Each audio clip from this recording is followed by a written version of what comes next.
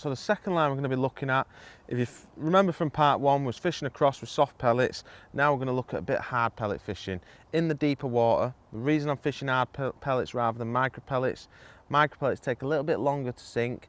The fish can come up off the bottom, cause you more line bites, and it doesn't give you an option of throwing them. Now with 4mm I can throw a few, which we'll talk about a little bit more in detail later.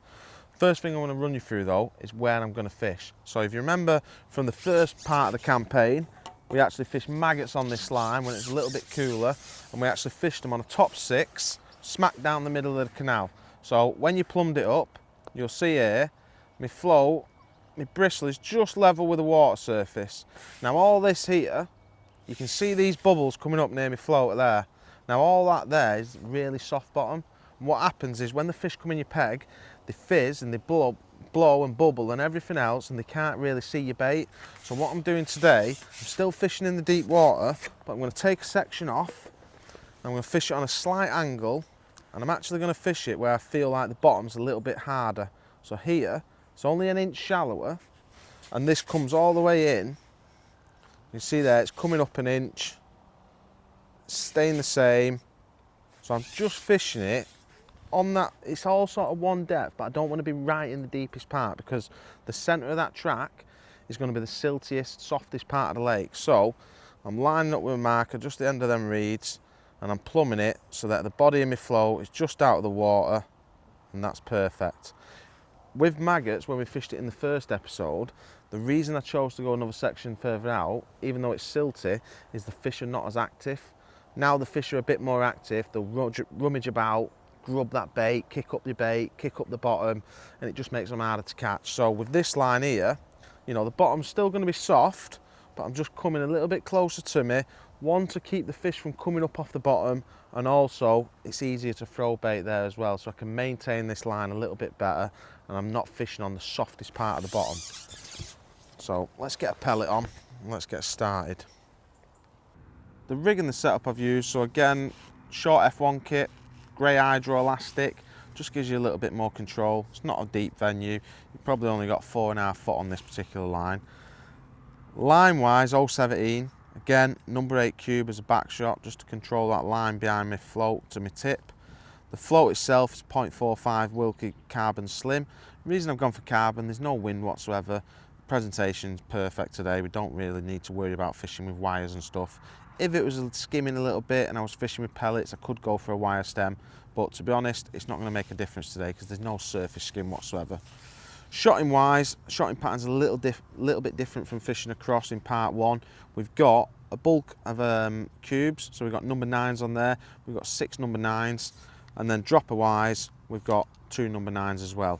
I've spread them about 4 inches apart, and then my last dropper is about 5 inches from the hook. I've dropper there, and my bulk is probably sat about 14 inches from my hook. The hook length itself is a 3-inch version. You could fish this slightly longer because your last shot is a little bit further away. So I'm not having my shot right down on my hook length, I'm having it sort of 4 to 5 inches away. So I could fish a 4 or 5 inch hook length, but it just allows me to bring it closer, and also I don't think it makes that much difference. The actual hook pattern is a 16s SLWG eyed, and I've got a little bait band on that, which I've been putting a 4mm hard pellet in. So into the session now, we're going to be looking at fishing hard pellets on this line in the deeper water. Reason for that is when we feed micros, obviously they take longer to sink, the fish are going to be rooting more aggressively for them, which is going to cause them to kick up the bottom, and it's going to lead to more foul hookers and liners. With micro pellets as well, you ain't got the option of really throwing them. Whereas with 4mm, if we start getting a lot of fish in our peg, we can throw a little bit of bait, try and spread the area a little bit bigger, and that's something that we'll talk about a little bit further down the line. So, starting wise, I'm going to just take a nice big 4mm for the hook. I'm feeding 4mm and I'm going to fish a 4mm. So, onto the band, I'm going to put about 15 pellets in the pot. Now, these pellets are straight out of the bag, so if you notice, sometimes when I throw some in, what will happen is you'll get an odd floater. So what I'm going to do, dunk them under the water, coat them with oil, coat them with water, just gets rid of any oils or grease that might be on the pellets. And then when I ship out now, I'm literally going to flip my rig slightly past where I'm fishing, line up with my marker, I'm going to drop my pellets in from about 6 or 8 inch. So I'll drop my pellets all in one go. I've got an open top lid on the actual pot, so it gives it a nice fast release. I don't want to be sprinkling them out or tapping them out in creating a column of bait falling through. I just want to put the pellets in straight away. One of the biggest things with hard pellets, one of the biggest attractors, is the noise factor of it.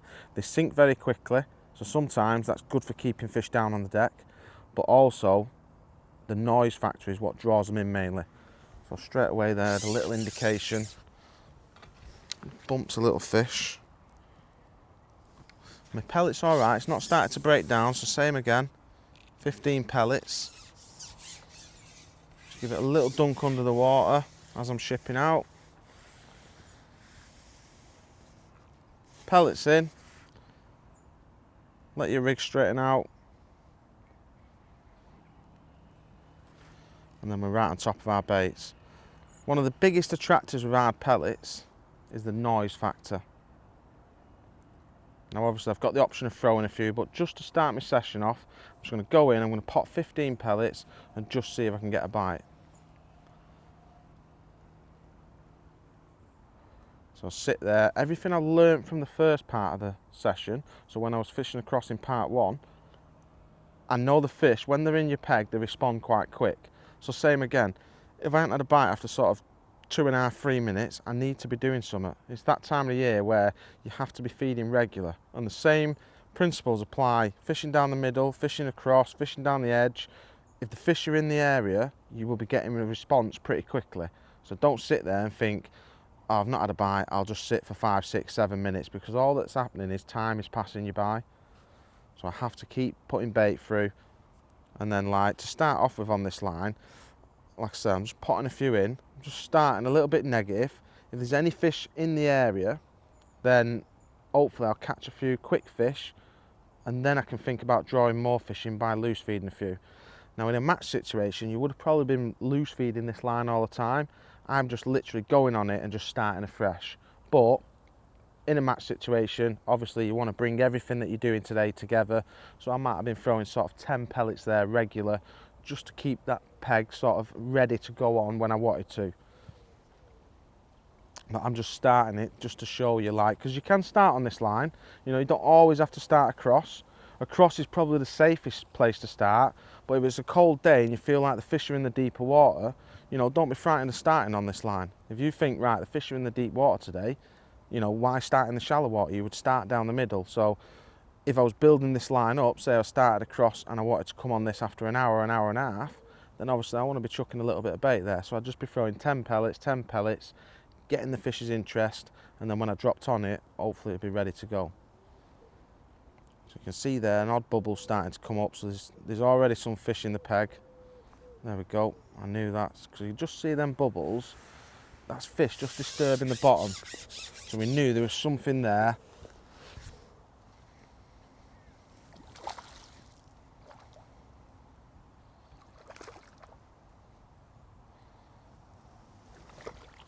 There we go, so a great little start.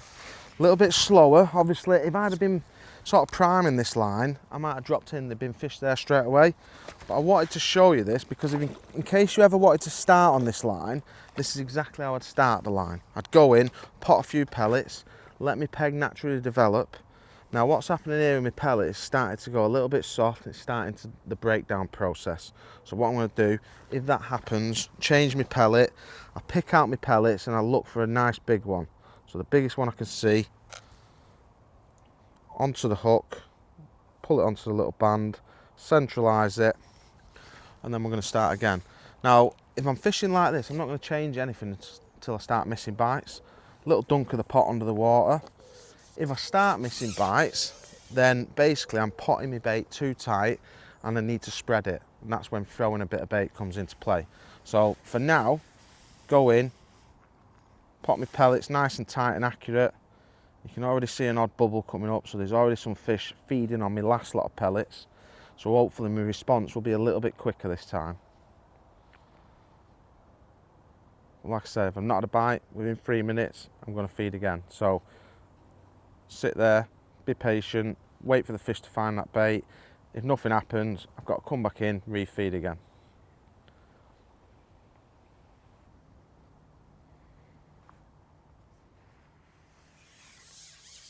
When it comes to pot choice, I only really use one pot for this style of fishing, and that's the open top rim.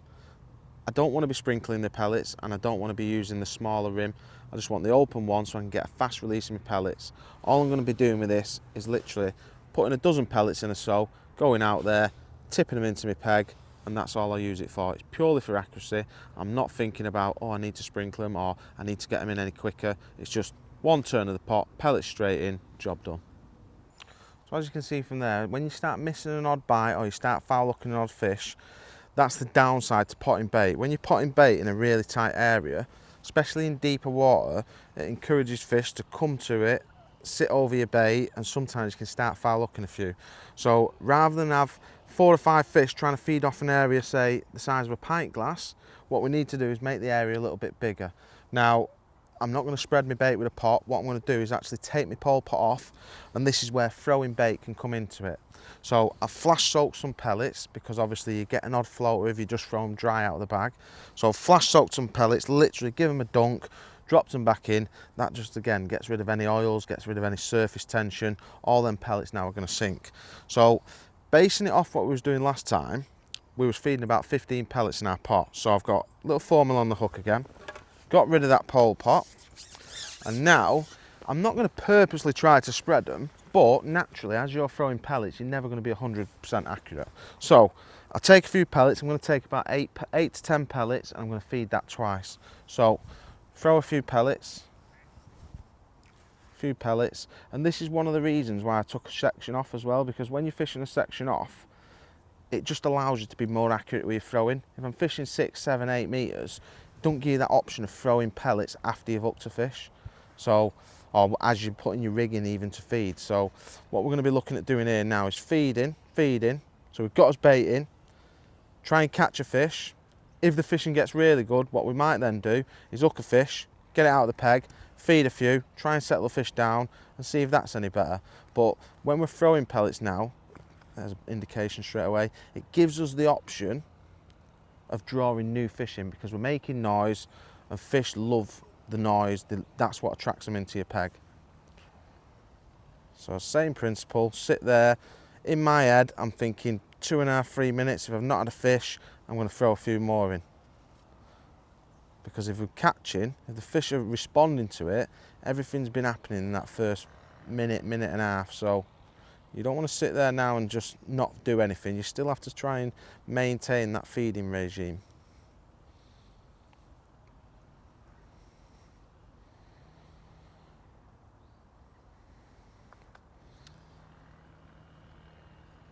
Another little indication there then.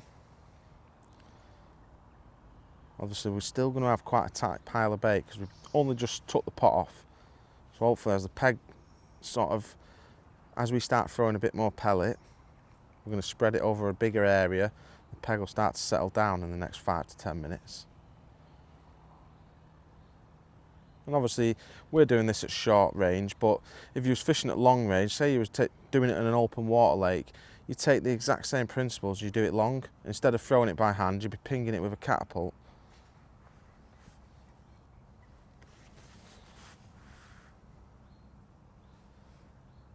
Lower that rig back in, just add a liner then. So in my head now I'm thinking, right, I've been a minute, another little liner. See, all that bait being tight together, it's just made them fish, they're all trying to feed off the same little spot. There's probably a little bit carnage going on down there. So we need to sort of settle these fish down. When it comes to quantity of pellets, it all depends how deep it is. The deeper the lake is, the more you generally feed. But for F1s and smaller carp, when you're feeding 4mm pellets, I always like to keep it somewhere in the region between 10 and 20 pellets. Now I always like to feed twice. The reason for this is to get 2 lots of noise, 2 columns of bait falling through, and I think it attracts the fish into your peg better. Now, in terms of volume, today I've gone for 10 pellets twice. It's only about 4.5 foot in depth, so it's not like I need to feed lots and lots of bait. But if it was 6, 7 foot deep, then I might look at, say, feeding 20 pellets twice. So the deeper it is, slightly more you'd feed. The shallower it is, sometimes the less you can get away with feeding. So now, coming up to, probably been in there about 2.5, 3 minutes, I feel like I need to feed again. So I've had a couple of indications, I've had a couple of signs. what's happening now, nothing's happened for about 45 seconds a minute. I feel like my peg's getting slower, so I'm going to take a few pellets again, 8 or 10 pellets, feed some pellets, feed some more pellets, and as you can see, they just went like 6 or 8 inches past my float. So the first lot was okay, the second lot went just a little bit further beyond. I'm not bothered about that, that's a good thing, because next time I might throw a few slightly short. Not on purpose, it's just the nature of the beast. You can't always be 100% right on top of your float. But like I say, it's a good thing. You're creating now, instead of having this little really tight area, we're starting to create, you know, sort of like the size of a dartboard, if you like, which means that the fish are not all on top of each other trying to get to one little bit of bait. Might take you a little bit longer sometimes to get a sign, but in the grand scheme of things, you're going to hopefully foul up less fish, and you're going to be able to get more feeding fish in one area.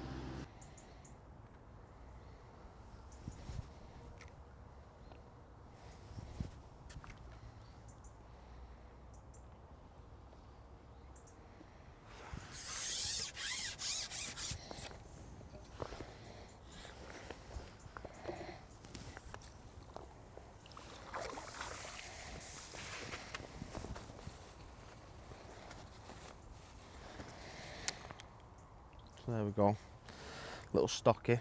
Much cleaner bite that time. I've literally just started throwing pellets, probably took like 2 or 3 feeds of throwing them in. And my pegs just calmed down a little bit. Less liners, because you're not fishing in such a tight water, you know, such a tight column, if you like.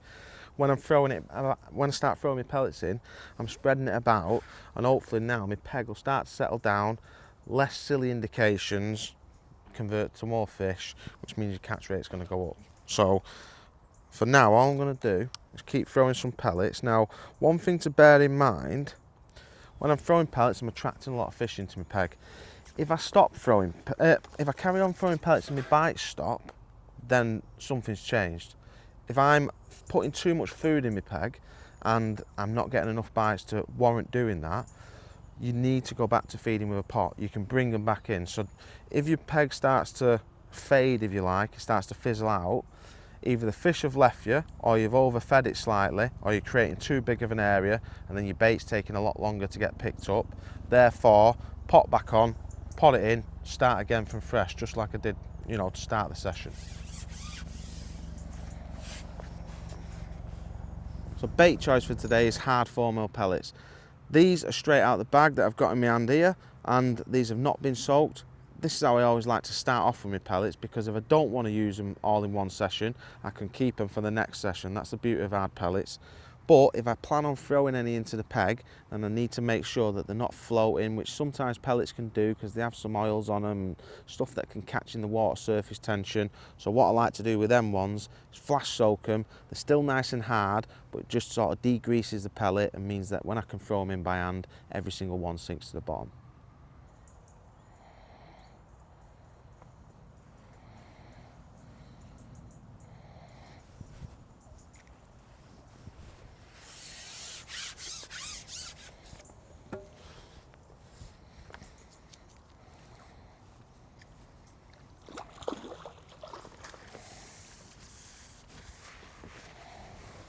Again, you can see there, nice little F1 hooked in the top lip, probably 1.5 pounds in size, but what you'll notice is the totally different stamp of fish to what we was catching across, and probably what we're going to catch in the edge.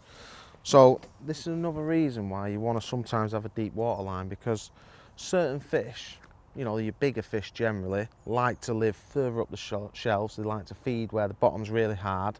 They don't always like to feed here. So venues like this, you won't always catch as many carp in the middle as what you will do fishing across or in your edges.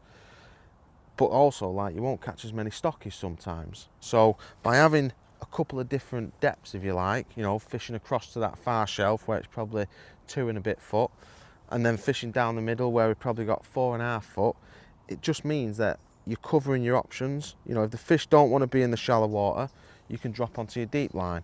If they don't want to be in the deep water, we've got a line across and in the edge, which we can also use to, you know, to try and find where the fish want to be. But you'll notice there, as I hooked a fish as well, I actually loose fed some pellets. That's because I feel like my bait's getting, you know, you're only feeding 8 or 10 pellets. it's getting ate very quickly. I'm getting signs to let me know that there's fish there quick. So all I'm trying to do here is when I go back in, 8 or 10 pellets, 8 or 10 pellets, and then when I hook a fish now, I'll throw another 8 or 10 in, another 8 or 10 in.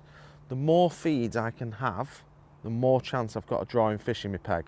If I start to feel like I'm overfeeding it, I won't feed after I've hooked a fish, I'll just feed as I go in.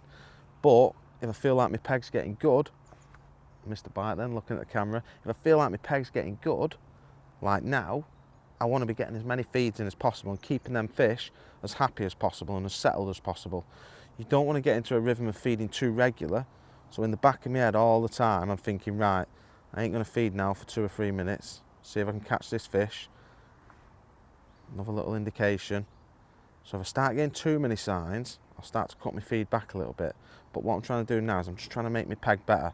So as soon as I hook a fish, feed a bit of bait, try and settle them back down. When I go back in, chuck a few more in, try and catch my fish, then settle them back down. And then hopefully my catch rate and my peg starts to improve a bit.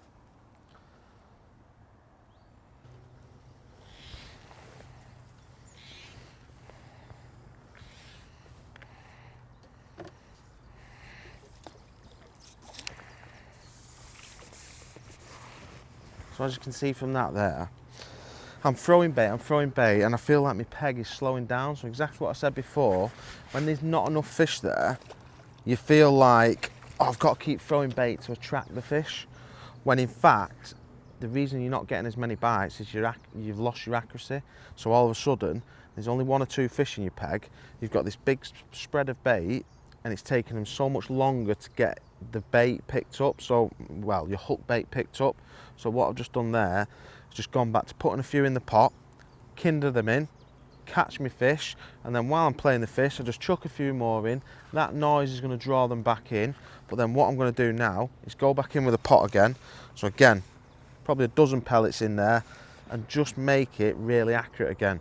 Try and catch this fish off my pot and then throw to attract. So I'm basically combining the two now, potting and throwing, trying to get the best of both worlds. If it goes really hard, I still feel like I need to throw a bit of bait, because it's that time of the year where just potting bait is probably not going to be enough to keep drawing fish in. And just throwing bait, sometimes your peg can start to fizzle out. So don't be frightened of going back and starting again, or combining the two together.